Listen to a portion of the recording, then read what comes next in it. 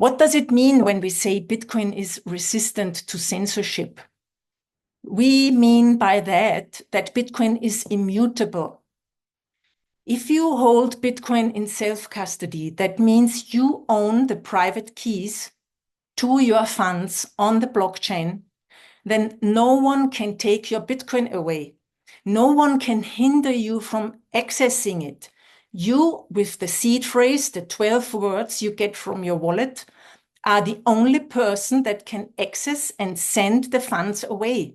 And that's what we mean with censorship resistant.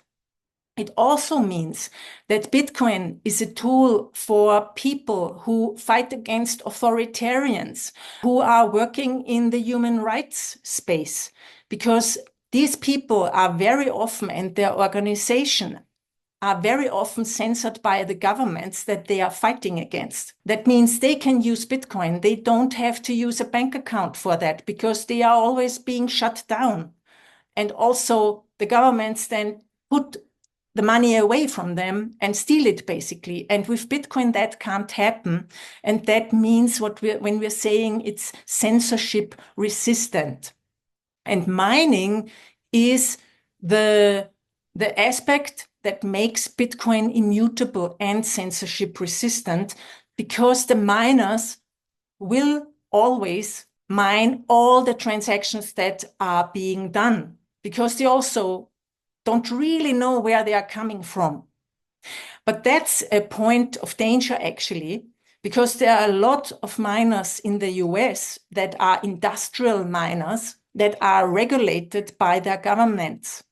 That means if a government says to these regulated miners, you have to censor this one transaction to this Bitcoin address, they will need to do that. Otherwise, the people behind the businesses will be arrested or will be punished in a way. And that's also why it's so important that we have home mining, so that people have small miners at home, like a Bitaxe, for instance, or an old ASICs, and also mine, but all transactions. And so that, because then no one can tell you to not mine this transaction.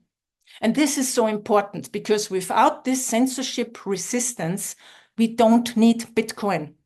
We can use other ways to pay each other. If we don't have censorship resistant, no decentralization, and only use Bitcoin to hodl as a business, then it's basically like the traditional financial system. And then I wonder, what are we actually doing here?